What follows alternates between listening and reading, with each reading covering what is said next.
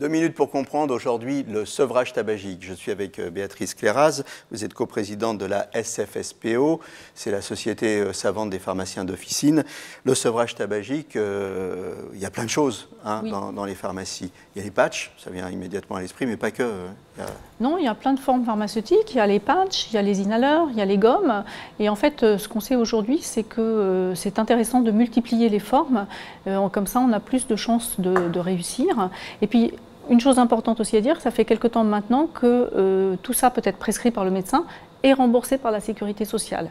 Ce qui fait que les gens qui ont vraiment envie d'arrêter de fumer, on a mis toutes les chances de leur côté pour pouvoir les aider à se sevrer au niveau du tabac. D'accord.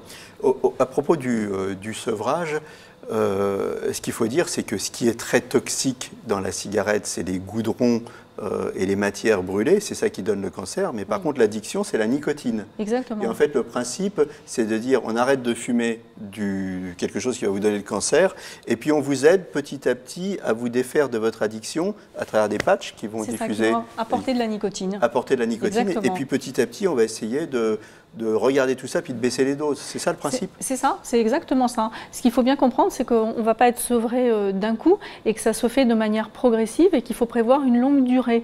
En fait, on sait aussi que lorsque les gens arrêtent trop tôt, eh bien, il y a un risque de rechute et que ceux qui prévoient de le faire sur 6 mois, 1 an, ont plus de chances de réussir dans ce sevrage. Exactement. Donc en fait, il ne faut pas être pressé. Non. Il faut respecter les étapes, il ne faut pas être pressé, il faut le faire de manière progressive, diminuer de manière progressive. Il ne faut jamais être pressé avec le corps. C'est un peu comme dans la perte de poids, il ne faut pas être pressé. C'est ça. C'est ça, il faut laisser au temps. Il faut se laisser du temps. Voilà, il faut se laisser du temps. Voilà, vous savez tout pour arrêter de fumer, il faut aussi beaucoup de volonté et il ne faut pas être pressé.